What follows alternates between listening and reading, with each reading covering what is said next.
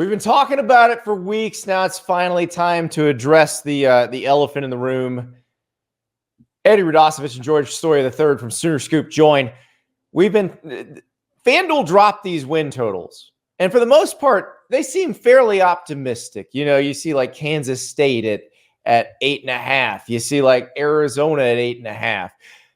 And then you get to Oklahoma, and it's at 7.5. And it actually opened at 6.5. Boys, what does Vegas know about this that we don't? Look, I think they just look at it like a lot of OU fans do, and even us. It's treacherous. Look, there's a lot of wins on there. I think you can look at non-conference especially and say, okay, they should go 4-0 in non-conference. You know, their toughest non-conference game, I think, is, Houston or Temple.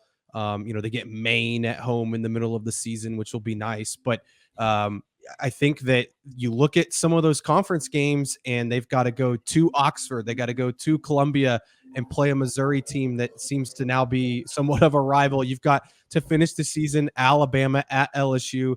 Obviously, early in the season, Tennessee and Auburn, and the Texas game is always one of those toss-up games. I think you just look at it and you're like, there's a lot of games. Look, you could convince me, you could win 10 games, right? But you could also convince me to lose 5 or 6 games. Well, and to piggyback on George, I think that there's just so much unknown about Oklahoma going into the SEC. Not only unknown in terms of the teams that they're going to be playing, but there's unknown. I think that everybody around here feels like Jackson Arnold is going to be a pretty good quarterback. Everything's going to be pretty good offensively. But then again, you come up with the questions on the offensive line and competing in the SEC where you have to be good on the on the defensive line and the offensive line. So I understand a little bit of trepidation as far as Vegas goes, just in terms of what Oklahoma is going to be. You look at, obviously the market improvement in year number 2 under Brent.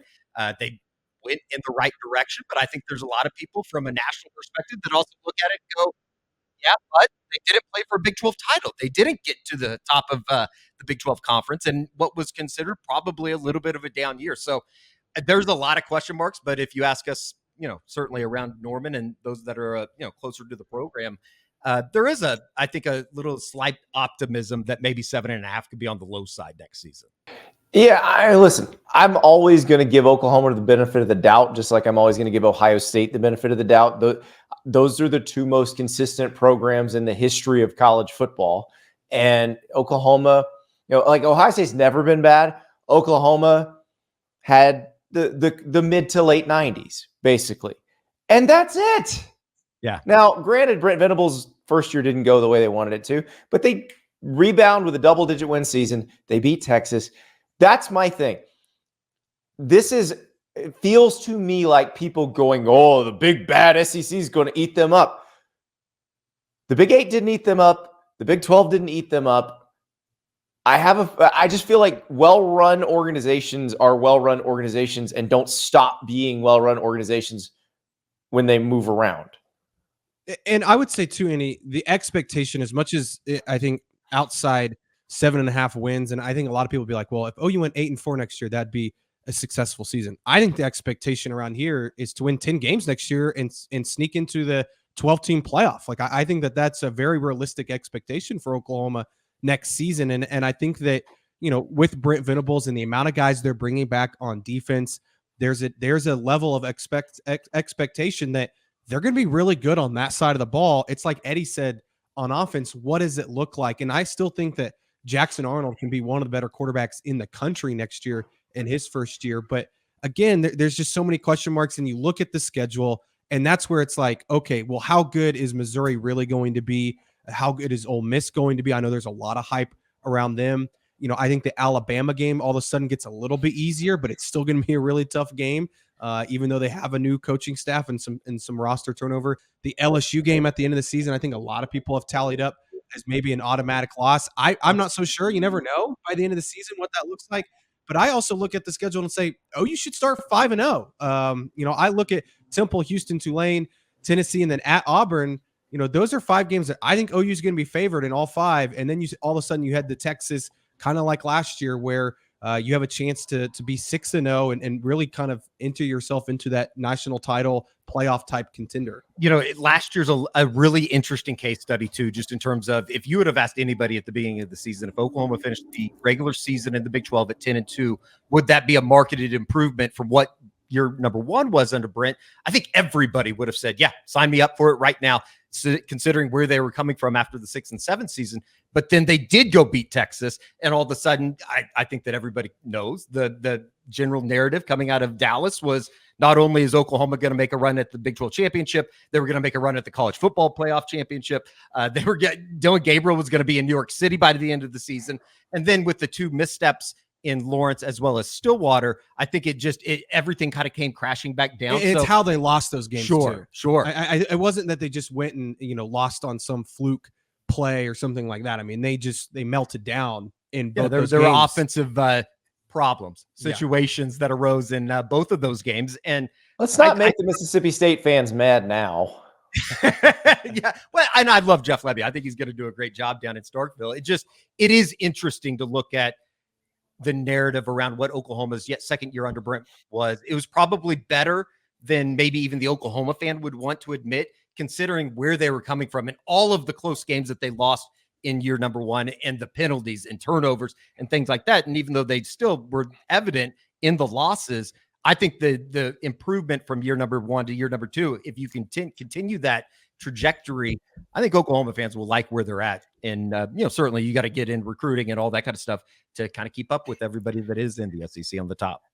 Had a very interesting question on the Dear Andy show last week, and I want to pose it to you guys. I've already given my answer, so I want to hear yours. And this person was asking, and I had not thought about this, but I found it very interesting. If Dylan Gabriel were the starter again, do you think that over-under number would be different? I do. I think that just having somebody back there at quarterback, and somebody obviously as experienced as Dylan Gabriel, I think that would probably count for. I don't know what the number is, but I think it would probably account for 1, maybe even a half, maybe even 2. So you could get into that 1.5, 2.5, and if all of a sudden you're looking at an over/under for a win total at 9 or maybe 9.5 or 8.5, 9. I think that it's probably not as shocking when you see the number 7, because I think a lot of people see 7, and that's around here that's going to get people fired. Right. I think the number, if Dylan was back, it'd probably be around 8.5, which I think is probably where it should be. And I think that the reason I think that is because I'm a believer in Jackson Arnold. And we've come on here, Andy, and said that, look, as much as Dylan Gabriel was a really good quarterback for Oklahoma, and I think he's going to be great for Oregon next year, the ceiling for Jackson Arnold is much higher. And so if Jackson Arnold all of a sudden becomes what we think he can be next year, then that win total, they should hit over 7.5 fairly easily. And like I said, they could win 9 or 10 games and be talking about making the playoffs. So I think that's the difference for this group next year. And if they're going to hit over that 7.5 right now, I would definitely say they're going to hit over 7.5. I think that they will easily probably win 8, maybe 9 games next year. But it's really going to come down to how good is Jackson Arnold? Is he really legit? And can they replace an entire offensive line? And that is continuing to be the narrative here in Norman as they head into spring practices. What does that offensive line look like that's going to be protecting Jackson Arnold? I think there's also an element that you have to look at, because if I was looking at it at a different team that, I didn't cover on a daily basis, they're replacing an offensive coordinator. They're replacing a defensive coordinator. And I think from the outside looking in, you go, boy, these guys are stepping in, and specifically somebody like Zach Alley, you're stepping in, and all of a sudden you're going to be preparing for offenses in the SEC week in and week out. I think that it does leave a little bit of a pause for a lot of people out there that probably maybe don't follow it as closely as somebody that is in Norman or is certainly an Oklahoma fan. So I'm looking at the schedule, guys, and it's interesting because I think if this had been a year ago, I'd be looking at Houston and Tulane a little bit differently, but both of them have undergone coaching changes because one of their coaches went to the other school. So we don't know what they're going to look like, but Oklahoma should be better than them. So I've got 7 games here. Let me rattle these off for you. Tennessee at home, at Auburn, the Texas game, at Ole Miss, at Missouri, Alabama, at LSU. So that's 7 games. I think they can go 4-3 in those 7 And you're talking about probably a 9-win season at that point. So you're well over the over. And then if you win, let's say you went 5-2, you're in the playoff. Yeah. The two games for me, Andy, that I look at, because I think right now I'm predicting them. I think they're going to go 5-0 to start the season. And you circle the Tennessee game early in the season. I think you get lucky getting them at home. You get the Josh Heupel storyline as you see there. But I do think that's a benefit getting them early. And then at Auburn, that's kind of going to be their real big first test going on the road in the SEC. Right. But the two games that I've kind of circled as kind of the swing games from winning 7 or 9 games, Missouri and Ole Miss. Those are the ones that you just kind of don't know yet, because Missouri's coming off of a really good season. Can they continue that success? Historically, they haven't been able to do that at times. But they return a lot of good playmakers. They obviously have recruited pretty well. And then Ole Miss, they're just totally turning over their roster through the transfer portal. So what do they look like? And I think Lane Kiffin's done a really good job there. But both those games being on the road, if you could somehow still one of those two games, maybe even both of those games, then all of a sudden you are talking about a 9-win season. And then again, the last 2 of the year, those are going to be big ones. You get Alabama at home, which all of a sudden, again, like I said earlier, you start to think maybe it's a little bit easier since Nick Saban's not coming to town. I still think Kalen DeBoer is going to be really good there.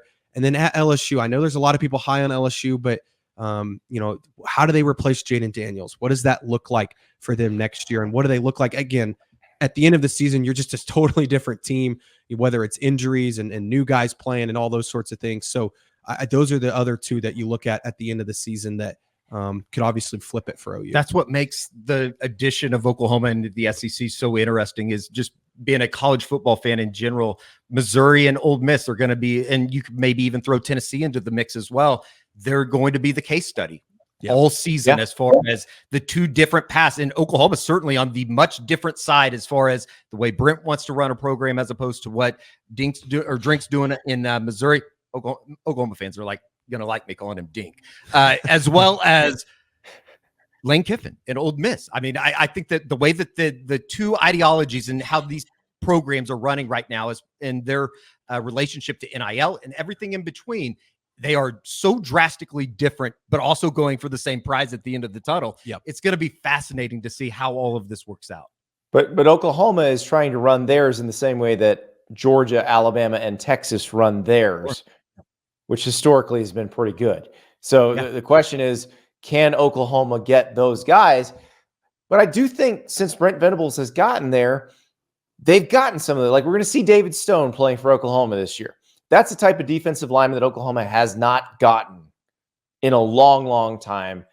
That's who you got to get. Like, Ole Miss went and got Walter Nolan out of the portal. He was playing at Texas A&M, so he would have been in the SEC anyway. But that's the type of guy that Ole Miss hadn't been able to get. And now they're getting, or, they'll occasionally have a homegrown one, but it would be like a 3-star who developed into an NFL first-round draft pick. It's rare that you see non-Georgia, non-Alabama getting these kind of guys. Venables, though, he got those guys at Clemson. And it seems to me like he'll be able to get them at Oklahoma. Yeah, and David Stone's a really good example of someone that if they want to win 9-10 games next year, they need him to be a freshman All-American, right? Like, they need him to have, or maybe not that high, but he needs to have an impact on next season. And that's what they're trying to trend towards. And maybe it doesn't, show up completely next year because, like I said, the schedule is extremely difficult and you are going to have to rely on some young guys.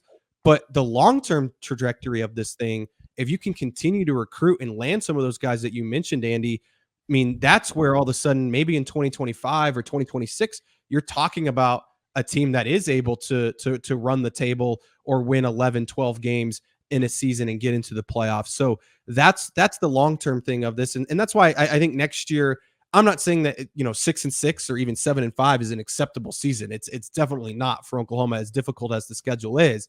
But I do think that next year, going 8-4, 9-3 with the schedule that they have and having so many young guys, a young quarterback leading the way, a new offensive and defensive coordinator, I think that would be a pretty successful season given what the schedule looks like. I think there's a lot of people that I just keep going back to the unknown. And I think that there were so many people so comfortable with the idea that, and not to, just take shots at a bunch of Big 12 schools, but there was a comfort in seeing an Iowa State or whoever, a Texas Tech, even though they gave Oklahoma problems at the back end of the Big 12, era for Oklahoma, there was a comfortable ability that, okay, you kind of get a little bit of a breath, whether it be a Kansas or whoever. And, again, Oklahoma struggled with those teams at the back end of those schedules.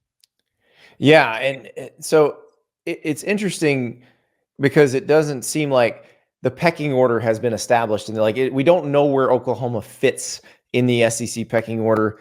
It was obviously at the top of the Big 12 one. Texas and Oklahoma are, I guess, both going to have to prove that they belong at the top, but Texas is going to be slotted in at the top just because of the way they finished last year.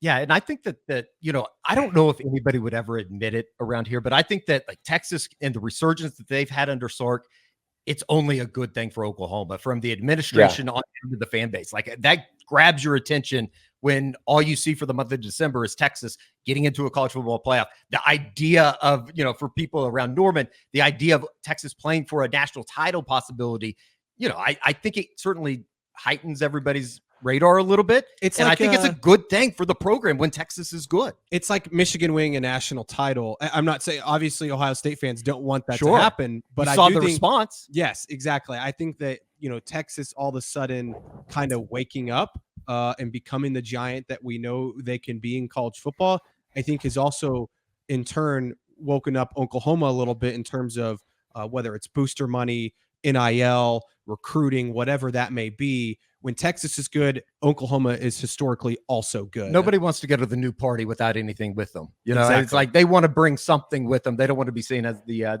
little brother or the team that's just following Texas, which I think that for the better part of 2 years probably was in kind of like a thorn in the side of Oklahoma fans, that they were being angled as just this team that was tagging along with Texas to the SEC. I feel like we psychoanalyze Oklahoma fans every time I have you guys on, but I enjoy the hell out of it, so we're going to do it again. Where are they now on everything that went down at the end of 2021 with Lincoln Riley leaving, hiring Brent Venables? I mean, I feel like that's all one thing. Do they feel like they're in a better place going to the SEC because that happened, rather than if that hadn't happened, they'd be in a better place? I think because of what happened in Los Angeles this year, there was a certain validation for everybody that was screaming from the mountaintops when Lincoln left, that not only was this program going to be better, but because of everything that we had seen at the end of 18 and 19, and then obviously into 20 and 21, that things were starting to crumble a little bit. You saw recruiting classes that would bring 25 guys in, and all of a sudden you look up and there's 4 left from that class. I think that there was a little bit of validation for the Oklahoma fan base, but that's not to say that everything in their own home is in order. They have to continue to make those steps and make those progress in the areas that they lacked over the last 2 years. I think the biggest thing, Andy, is that they saw what happened with Lincoln at USC and also kind of the trajectory of the program and said, okay, there definitely needed to probably be a change of scenery. But I think there's also at the same time still maybe some skepticism around what Brent Venables is building. And that's not to say, I think most OU fans would say they believe in the vision. They believe that they took a big step forward. But you also look, they still had some issues this last year in terms of game management and how things were handled. They're recruiting well and all of that, but all of it has to come together at some point. And I think that there's still some fans that are skeptical of, okay, is Brent really going to be able to do this? And how difficult is this turning around a program while also going into the best conference in football, while college football is all changing? And are they embracing NIL enough? Are they embracing the transfer portal enough? I think all those questions still remain, while they also still believe, okay, Lincoln Riley was never going to be the ultimate answer.